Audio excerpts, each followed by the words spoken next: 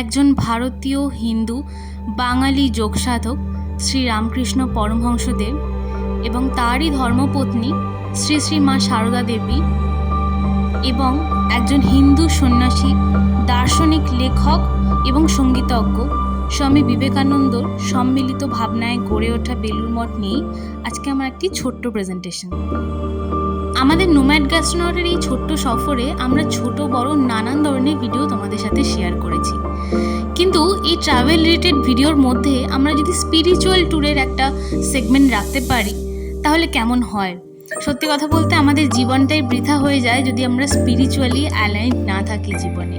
তো আশা করি আমাদের এই মাসে 2-3টে ভিডিও থাকবে স্পিরিচুয়াল ট্যুর নিয়ে। আশা করি তোমাদের ভালো লাগবে। আজকের আমাদের ভিডিও বেলুড় মঠ নিয়ে এবং তারই একটা ছোট্ট প্রেজেন্টেশন আজকে দেওয়ার চেষ্টা করছি। আশা করি তোমাদের ভালো লাগবে। সেদিন ছিল রোদ ঝলমলে একটা দিন, আর এই নীল আকাশের নিচে এই স্ট্রাকচারগুলো দেখতেও কিন্তু অপরূপ সুন্দর লাগছিল। তাহলে আজকে গল্পটা শুরু করা যাক। আমাদেরই গঙ্গা নদীর তীরে, যেখানে সূর্য দিগন্তে ডুব দেয়, সেখানেই কিন্তু অবস্থিত বেলুড় মঠ। এই আধ্যাত্মিক আশ্রয়স্থলটি রামকৃষ্ণ পরমহংসদেবের শিষ্য স্বামী বিবেকানন্দ দ্বারা প্রতিষ্ঠিত হয়েছিল।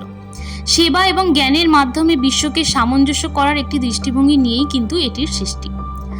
গল্প মতে স্বামী বিবেকানন্দ পশ্চিম থেকে ফিরে আসার পর একটি মঠ প্রতিষ্ঠার জন্য জায়গা খুঁজছিলেন।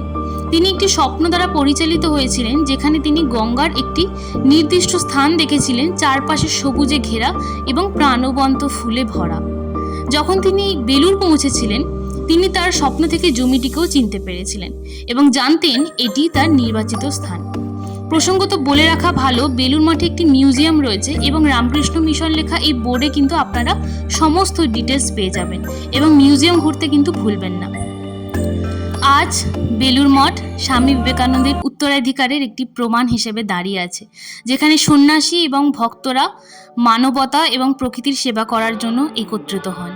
মঠের স্থাপত্য ভারতীয় এবং পাশ্চাত্য শৈলীকে মিশ্রিত করে, যা বিভিন্ন সংস্কৃতির ঐক্যের প্রতীক। বেলুড় মঠের শান্ত পরিবেশে কেউ স্বামী বিবেকানন্দের জীবন, তার শিক্ষা এবং এই পবিত্র স্থানটিকে ঘিরে থাকা প্রাকৃতিক সৌন্দর্যের অকথ্য গল্পগুলি আবিষ্কার করতে পারে।